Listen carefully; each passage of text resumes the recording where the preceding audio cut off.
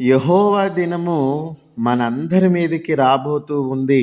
బహు జాగ్రత్త అని ఓబద్య అనే ప్రవక్త గారు మనకి హెచ్చరికగా ఒక మాట తెలియజేస్తున్నారు. ఓబద్య గ్రంథము 1వ అధ్యాయము 15వ వచనంలో ఇలా రాయబడి ఉంది. యెహోవా దినము అన్యజనుల మీదికి వచ్చుచున్నది.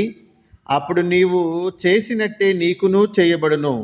నీవు చేసినదే నీ నెత్తి మీదికి వచ్చును. దయచేసి క్రైస్తవులందరూ కూడా గమనించవలసింది ఏంటి అంటే, ఎదుటివాడికి ఎవ్వరికి కూడా కీడు తలపెట్టడానికి, కీడు చేయడానికి, తప్పు చేయడానికి, అన్యాయం చేయడానికి, ద్రోహం చేయడానికి మనము చేయకూడదు. ఒకవేళ చేసినట్లు అయితే అదే తిరిగి మనకి కూడా వర్తిస్తుంది.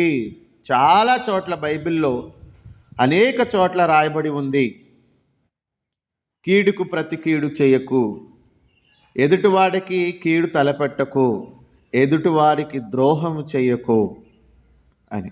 వీలైతే నీ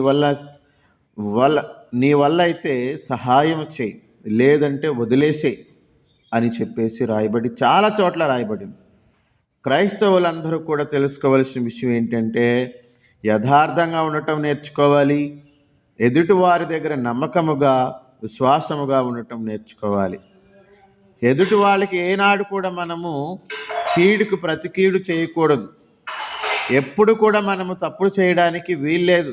దేవుడు మనకు అది నేర్పించాడు. దేవుడు ఎప్పుడైతే మనము ఎదుటివాడికి ఏదైతే చేస్తామో తిరిగి మరలా మనకి అదే తప్పుకి శిక్ష మన మీదకి రప్పిస్తాను